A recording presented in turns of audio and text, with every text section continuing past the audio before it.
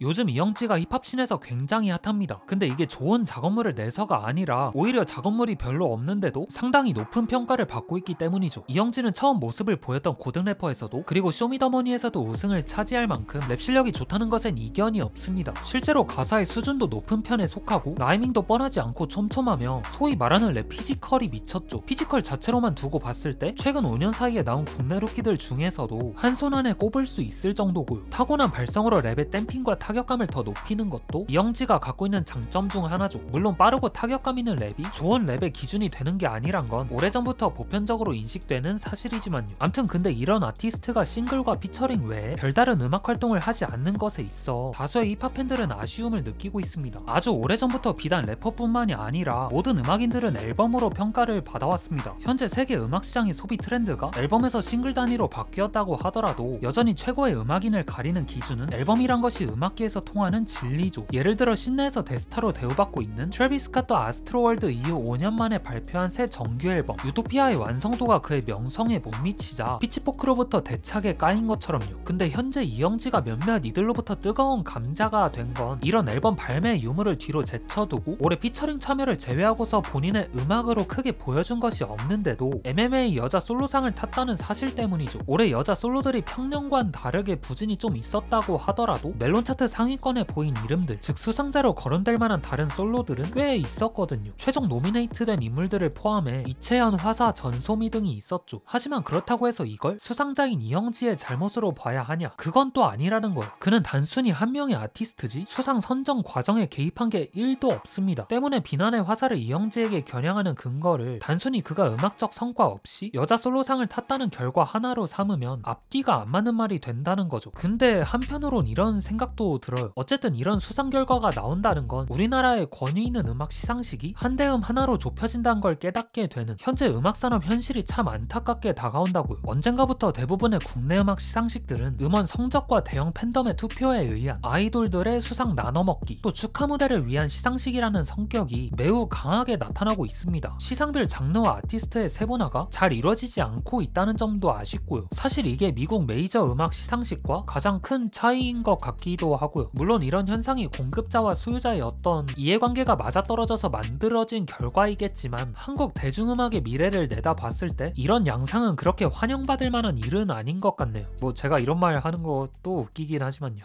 이처럼 과거에 비해 시상식의 형식이 패턴화되다 보니 다양한 장르의 음악인들을 볼 기회가 줄어든 대중들은 시상식에 대한 관심이 자연스레 적어져 시청률도 우하향 곡선을 그리고 있죠. 이는 대형 규모의 시상식의 파급력은 여전할지라도 많은 대중들의 관심은 식었다는 걸 의미한다고 봐야 할 것 같습니다. 그렇다고 요즘 아이돌 음악이 안 좋다는 말은 또 아니에요. 제 생각에 뉴진스의 등장을 기점으로 해서 타 그룹들도 K-팝의 정형화된 문법을 피하고 사운드적으로 큰 만족감을 줄 수 있는 방향으로 산업 전반이 포지셔닝을 취하고 있는 것 같거든요. 또 K-팝이 하나의 단일 장르가 아니라 힙합, R&B, 일렉트로닉, 발라드 등 다양한 장르들을 포괄하고 있다는 점이 리스너들에게 다양한 장르의 음악을 들을 수 있는 그 기회를 제공한다는 이점도 있고요. 예를 들어 에스파도 그렇고 뉴진스도 그렇고, 그리고 그 밖에 많은 그룹들이 발빠른 트렌드 흡수를 통해 장르의 다각화를 도모하는 동향을 보이고 있죠.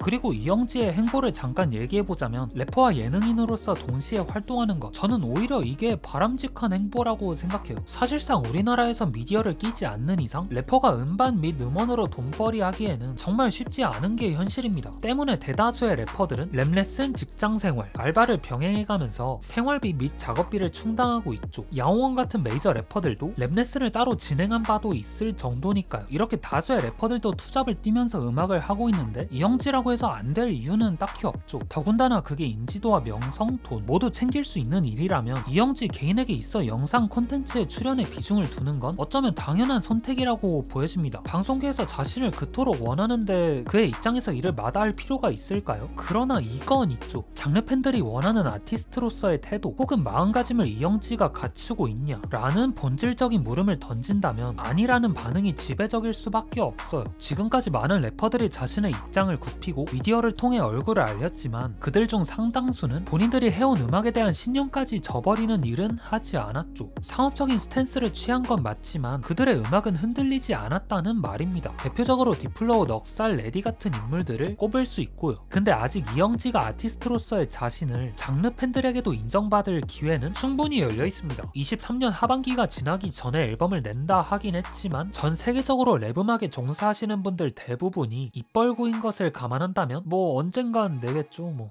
릴보이랑 쌈디도 미루다가 결국엔 낸 것처럼요. 뭐 작업물의 결과가 어쨌든 아티스트라면 앨범 하나쯤은 있어야 하니까요. 근데 이번 영상을 통해서 한번 짓거리려고 했었던 얘기는 이게 끝이고요. 그리고 이제 이 논란에 대해선 이 영상을 마지막으로 종결됐으면 하는 바람이 있네요. 각자 먹고 살기도 바쁜 시대인데 굳이 누굴 헤이팅하면서 살 필요까진 없잖아요. 그럼 영상 여기서 마치고요. 전 다음에 올게요.